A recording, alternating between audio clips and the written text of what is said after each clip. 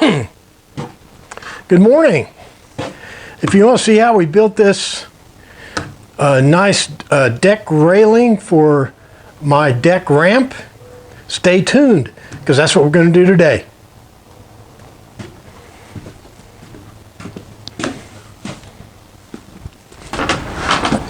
Well, good morning and welcome to another Memphis Monday. What is it, 410? Our 46th week of year 8.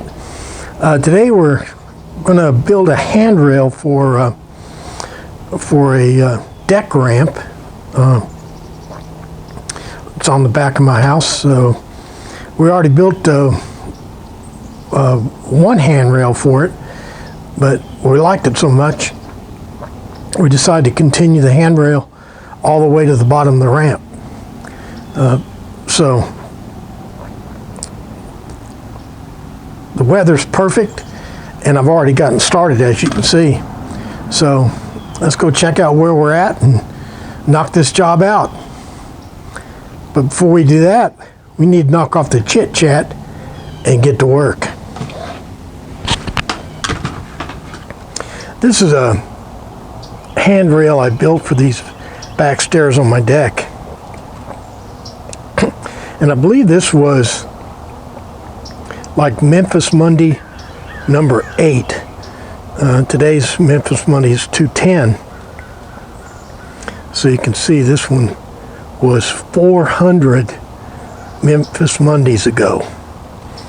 And the reason this is kind of important is I want just to see how I attached the post to the deck. I'll zoom in here.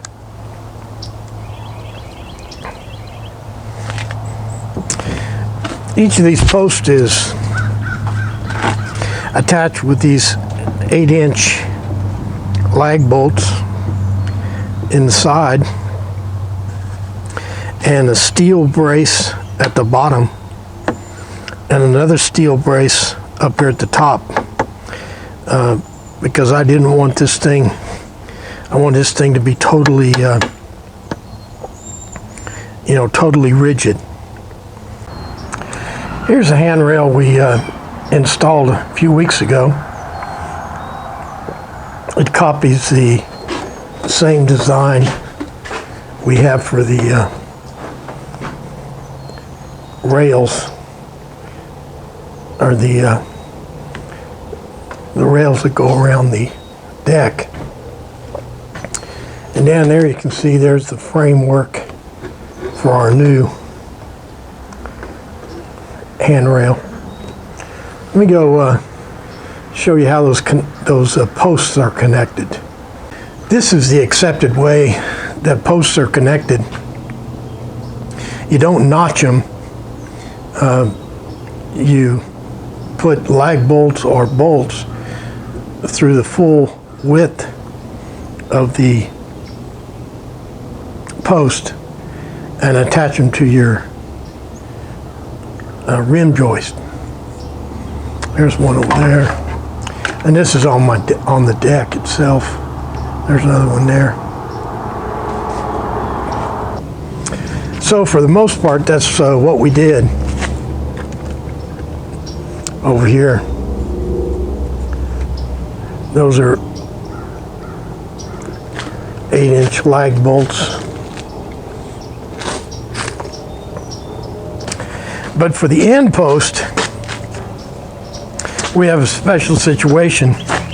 We don't have very much meat down here to attach the post. So we put the lag bolts in down here, but then I put this hurricane strap around, and this is 4 inches of wood over here. These are tripled up 2x6s across here, and put a lag bolt all the way through all of them to hold this thing in. So now this thing is totally rigid. Another thing I've done on this new handrail job. So on our original handrail, I just set the post right on the ground. Since this is a non-weather surface, it really doesn't get wet, but it still doesn't look very professional. So on our new posts, I got this. I put these little black bases underneath of their plastic, and they're vented so that the post will be off the ground. This will last 10,000 years, but it just doesn't look right. Now I'm going to show you a couple of little details that make or break a job. Right here, we have a little flat platform where the ramp turns, and it's level. Now you're tempted on this handrail here just to put a single handrail straight from the end down here all the way up to this end over here, but that would make this handrail at a different level than the other handrails. I mean, at a different angle, and it would look stupid. So what you got to do is put this handrail in down to the flat platform, copying the same angle you have on all your other handrails, and then same thing with this platform here. You want this to be level with or parallel with the with your flat deck there. Here's another little detail. You know, here we got a change in direction on this handrail here. So you want a nice smooth finished edge when you come around this corner, because your hand's going to be on this. So what I've done is I got 4.5 inches here of built up wood, and I carved it into shape so that when you come around here, you have a smooth transition on this, on this handrail. Okay, I've got the top rails in here, and now we need to put the bottom rail in.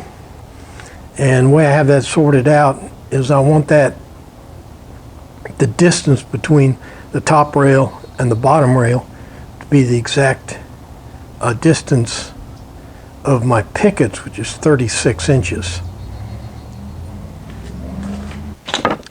I could get that 36 inches by simply measuring 36 inches, but instead of doing that, I'm going to put in a representative sample of pickets.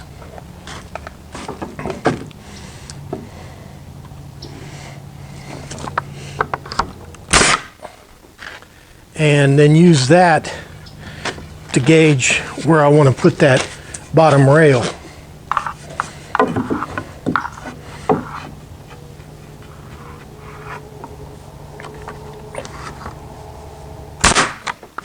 Let me go ahead and put these pickets in. I'll show you how this trick works. So I got the sample pickets in. They're plumb with the, at least with the posts. Okay, now for the trick. The trick is that at the bottom of each one of those pickets, I drive a screw. See over here.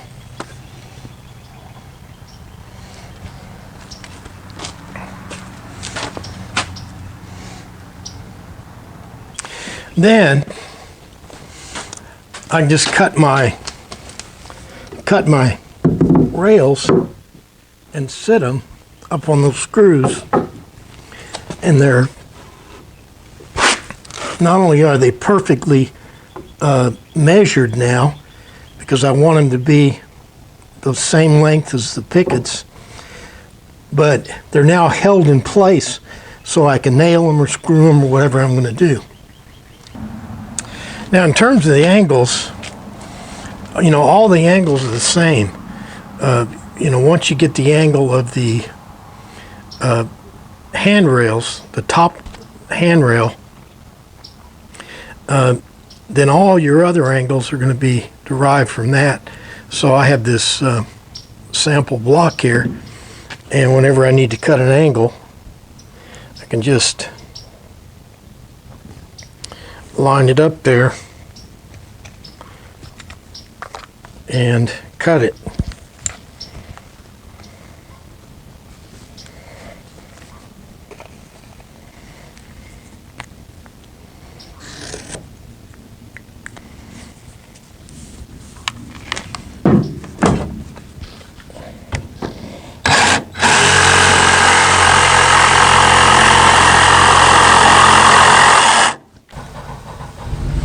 Let's check that theory.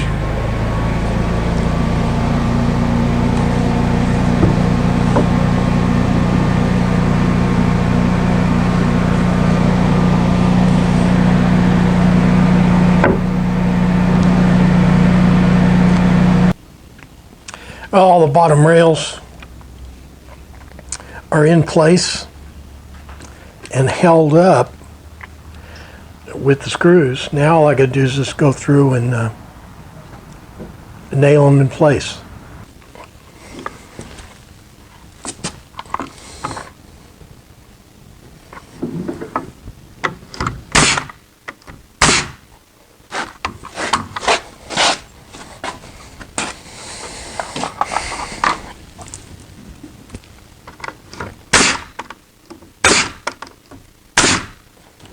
You guys love my mistakes. I got a beauty here. These 5 pickets here aren't plumb, and they stick out like a sore thumb. I think this one here is not exactly plumb, and then I messed the second one up, and then I decided I was gonna like just sort of eyeball it and get it, you know, right. Well, that didn't work. So now I gotta tear these out and start over. I hope.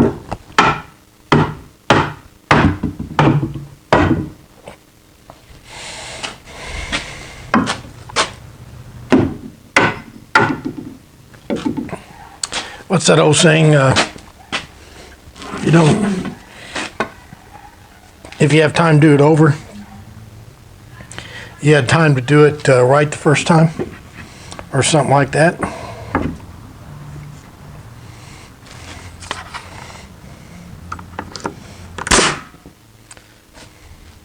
I'm not a perfectionist, but that was just too bad. Let me show you this spacer. This is nailing these pickets on, and all that much fun, but now here's a hint. Everybody uses a spacer, including me. Get you a spacer that reaches all the way to the ground. That way you don't have to hold it.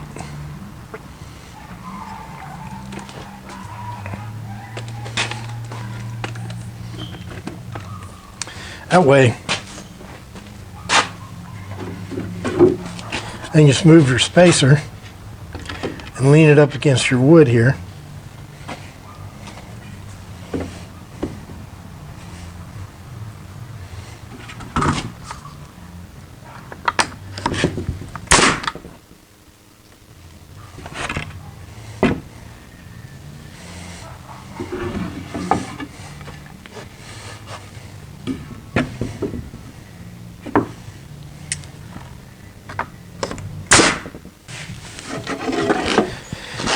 Now, in theory, if your spacer is square and your first picket is square, then all of them will be square. Except that never works. So I just get a medium-sized spirit level and do each one individually. It's already nailed.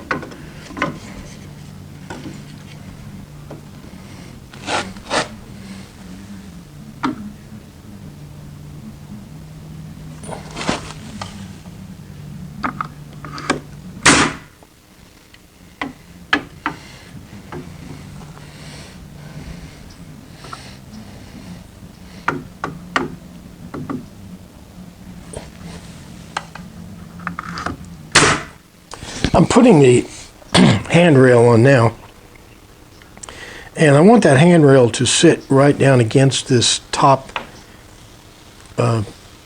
piece of wood here, this top rail, and so I want these posts to be, the tops of these posts to be exactly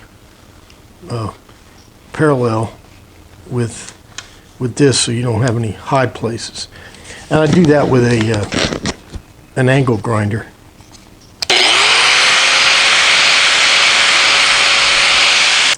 Now up here I just got a 90-degree angle. This cut here is perpendicular with the surface of this top rail.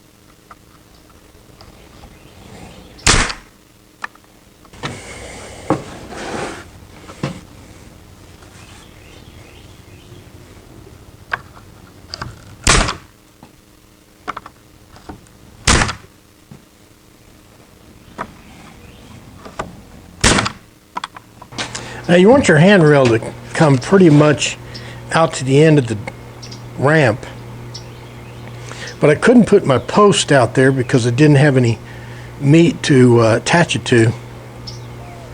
So I've got this thing, quite an overhang here. What I'm doing now is cutting a radius in the end of it, and then I'll smooth it out with an angle grinder.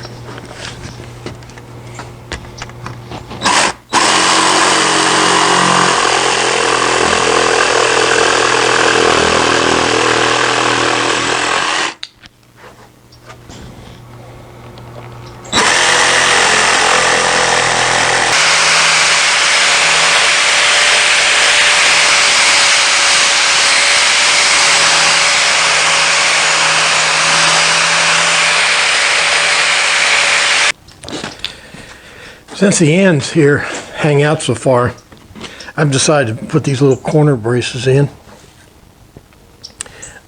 I know they don't, they're not going to add any strength or anything, but it gives the thing a little more finished look.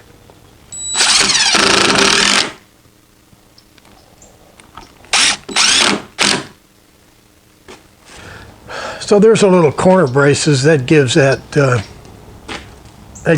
end piece. It's not just flapping in the breeze now. It looks more purposeful. Let's go up and look at another detail. I think I already showed you this, but I carved it down some to where it's more in line. It was curving out a little bit. So I got all that smoothed out. And down below, where the two sides where it made this turn, there was just a gap down through there, and I filled that gap in and put a couple of pickets in to fill the hole. So here's our new railing for Memphis Monday 210. We duplicated the angle on that top rail there. and flattened it out to the little turning deck down here.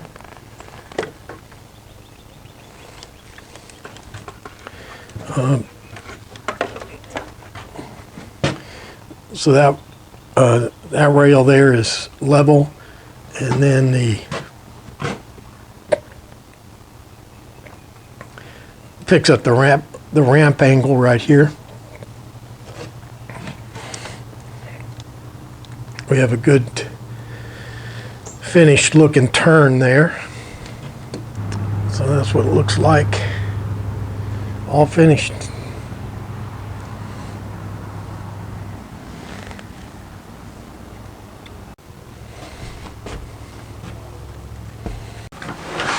Well, that does it for Memphis Monday 410, our 46th week of year 8.